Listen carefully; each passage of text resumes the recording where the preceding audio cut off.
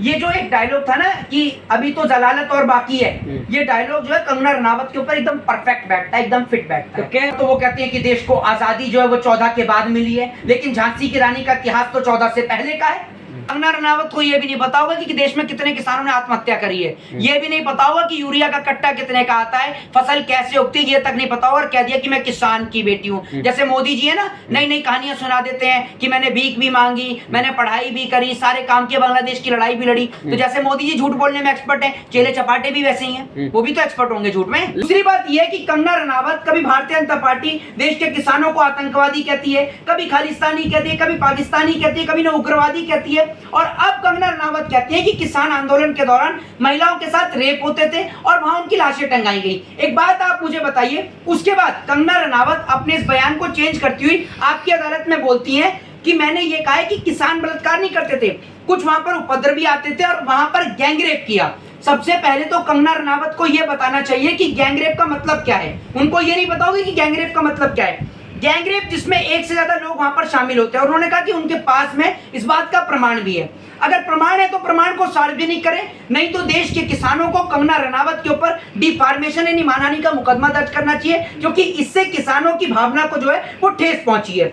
दूसरी बात यह कि कभी ये फिल्म लेके आती है इमरजेंसी, ठीक है। एक बात आप मुझे बताइए, क्या कंगना रनावत में दम है कि वो मणिपुर फाइल्स बना सकें, मणिपुर के ऊपर चर्चा कर सकें, या कंगना रनावत में दम है कि गुजरात फाइल्स बना सकें, या कंगना रनावत में दम है कि प्रज्वला रमन्ना के ऊपर फिल्म बना सकें?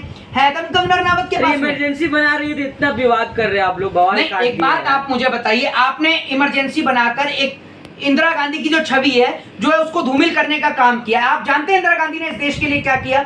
भारत देश के अंदर पहला परमाणु परीक्षण अगर किसी ने किया तो इंदिरा गांधी ने किया, जिनको आयरन लेडी के नाम से जाना जाता था। अमेरिका को अगर किसी ने मुंह तोड़ जवाब दिया तो वो इंदिरा गांधी ने दिया। 1972 जब हमने पाकिस्तान के 2 टुकड़े किए, पाकिस्तान और बांग्लादेश, उसको तोड़ने का काम, पाकिस्तान को 2 टुकड़ों में विभाजित करने का काम भी श्रीमती इंदिरा गांधी ने किया। बैंकों का राष्ट्रीयकरण से लेकर इस देश के अंदर जब विपक्ष ने नारा दिया ना कि इंदिरा हटाओ, तो उसके बाद में जो है इंदिरा गांधी कहती है कि गरीबी हटाओ, ना कि इंदिरा हटाओ। तो उस समय की जो राजनीति है जो इंदिरा गांधी ने इस देश के लिए किया, वो एक बहुत बड़ी बात है इस देश के लिए। लेकिन आप उनकी छवि को खराब कर सकते हैं। मोहित शर्मा, कंगना रनावत एक सांसद है, जिम्मेदार नागरिक है, अगर वो कुछ कह रही है तो कुछ तो सच्चाई होगा ना। नहीं तो अगर आप इस बात से एग्री करते हैं, जब भारतीय जनता पार्टी कह रही है कि उनकी एक निजी राय है, तो आप उस बात से सहमति दर्ज कर रहे हैं? मुझे बताइए ना। कुछ लोग मतलब कुछ लोग तो सहमत है। भाई आप मुझे ये बताओ ना, व्हाट्सएप यूनिवर्सिटी से ज्ञान अर्जित करने वाले और इस देश के अंदर हिंदू और मुसलमान के नाम पर नफरत फैलाने वाले, वही लोग सिर्फ कंगना रनावत के बयान से सेटिस्फाई हैं, बाकी देश के तमाम लोग उसका विरोध कर रहे हैं।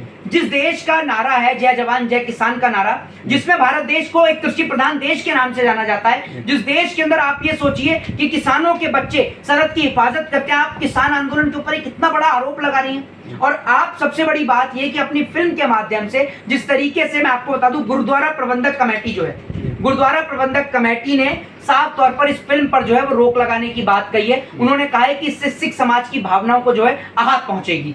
और आपको मैं बता दूं, वो सिख समाज जो दिन में डेली रोजाना जो है लाखों करोड़ों लोगों का पेट भरने का काम करता है, कंगना रनावत ने उन्हीं की छवि को धूमिल करने का काम किया है जी। लेकिन कंगना रनावत के, आप भी तो किसान आंदोलन जाते थे, आप क्या देखे हो? कह रही है कि वहाँ पे साजिश रचा जा रहा था, बांग्लादेश वाला हालत हो जाता। नहीं तो इस देश की एजेंसियां क्या कर रही थी? आप मुझे बताइए ना, इस देश की तमाम एजेंसियां, आईबी, रॉ, इंटेलिजेंस, वो क्या कर रही थी? अगर देश के खिलाफ कोई भी साजिश रचता है तो इंटेलिजेंस है ना हमारे पास में, हमारे पास एजेंसियां हैं, वो एजेंसियां क्या कर रही थी? और केंद्र में सरकार तो मोदी की थी ना, तो मोदी की एजेंसियां फेल थी क्या? आप ये बताइए। नहीं तो किसान, मैं आपसे ये कहता हूँ, किसान लाल किला तक पहुंचे थे, ये सच्चाई है कि नहीं है? ये तो सच्चाई है, इसमें पूरे देश ने देखा, उसमें क्या गलत है? तो कुछ अनहोनी हो भी सकता था ना। नहीं तो मैं आपसे एक बात कहता हूँ, सबसे पहले तो जितनी भी एजेंसियां हैं उनको कंगना रनावत को पूछताछ के लिए बुलाना चाहिए। उनसे पूछना चाहिए कि किसान आंदोलन में कौन सी महिला के साथ गैंगरेप हुआ। इस सवाल का जवाब कंगना रनावत पूरे देश के सामने दें। और अगर वो इस बात को सच साबित नहीं कर पाती तो कंगना रनावत के घर पे भी बुलडोजर चलाया जाना चाहिए और इनकी संसद की सदस्यता भी रद्द करी जानी चाहिए और इनको जेल भेजा जाना चाहिए। लेकिन कहा जाता है कि साहसी लेडी है, मतलब झांसी की रानी है। पहले तो एक और तो वो कहती है कि देश को आजादी जो है वो 14 के बाद मिली है, लेकिन झांसी की रानी का इतिहास तो 14 से पहले का है। आप मुझे बताइए ना, आप मुझे तो फिर कैसे? एक और तो आप फिल्में बनाने के लिए, टीआरपी बटोरने के लिए कुछ भी बयान दे देती हैं। ये जो एक डायलॉग था ना कि अभी तो जलालत और बाकी है, ये डायलॉग जो है कंगना रनावत के ऊपर एकदम परफेक्ट बैठता है, एकदम फिट बैठता तो है। कह रही है आप क्योंकि लोग- जिस तरीके से भारतीय जनता पार्टी ने भी कंगना रनावत को फटकार लगाने का काम किया, नोटिस के जरिए उनके बयान को सीधे तौर पर यह दिखा दिया कि वन साइडेड उनका बयान है। लेकिन मैं ये कहता हूं कि भारतीय जनता पार्टी अगर उनकी इस बात से सहमत नहीं है तो उनकी सदस्यता रद्द करी जानी चाहिए संसद की। लेकिन भारतीय जनता पार्टी लोग कुछ कह रहे हैं कि इसलिए भारतीय जनता पार्टी नकारी है कि हरियाणा में चुनाव है और निश्चित तौर पर हरियाणा के अंदर चुनाव है, महाराष्ट्र में चुनाव है, महाराष्ट्र की एक बड़ी आबादी किसान की है, हरियाणा की एक बड़ी आबादी किसान की है। सीधे तौर पर किसानों का वोट लेने के लिए भारतीय जनता पार्टी ने ये नोटिस जारी किया है, वरना ये लोग कभी किसानों को खालिस्तानी कहते थे, आतंकवादी कहते थे, क्या क्या नहीं बोला इन्होंने देश के किसानों को? बताइए ना किस तरीके के शब्दों का इस्तेमाल देश के किसानों के लिए किया पूरे देश ने देखा। बताइए। तो राकेश टिकट कह रहे हैं कि फिर कोई इलाज कर देगा, मतलब कैसा इलाज करना चाह रहे हैं आप लोग? नहीं, इलाज तो आपने देखा नहीं हाँ। कि इलाज तो जनता अपने आप कर देगी। इलाज तो इस देश में जनता है काफी इलाज करने के लिए। अभी हरियाणा में इलाज बढ़िया हो जाएगा, हरियाणा में इतना बेहतर इलाज हो जाएगा कि महाराष्ट्र में चुनाव लड़ने के लायक नहीं बचेगी बीजेपी। ये आप लिख कर ले लीजिएगा, क्योंकि हरियाणा के जो किसान है ना वो अब की बार अपना जवाब देंगे वोट के माध्यम से, और वोट के माध्यम से भारतीय जनता पार्टी को ऐसा जवाब देंगे कि महाराष्ट्र में चुनाव लड़ने के लिए भी नहीं बचेगी। तो कंगना रनावत खुद कहती है कि किसान की बेटी है, तो किसानों के लिए ऐसा हाँ, थोड़ी सारे बोल रहे हैं। किसान बीजेपी में ही है। एक और हेमा मालिनी जो हेलीकॉप्टर से गेहूं काटने के लिए उतरती हैं, दूसरी ओर कंगना रनावत भी किसान की बेटी हो गई। कितनी फिल्म किसान के ऊपर बनाई है।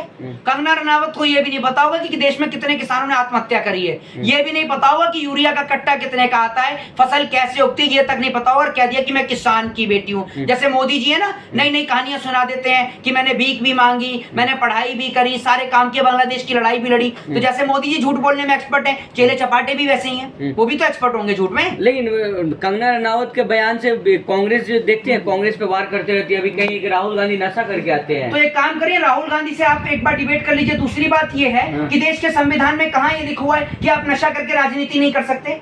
आप बताइए ना, आपकी पार्टी के नेता कौन सा नशा करते हैं जो टेलीप्रॉम्प्टर देखकर भी ठीक नहीं बोल पाते?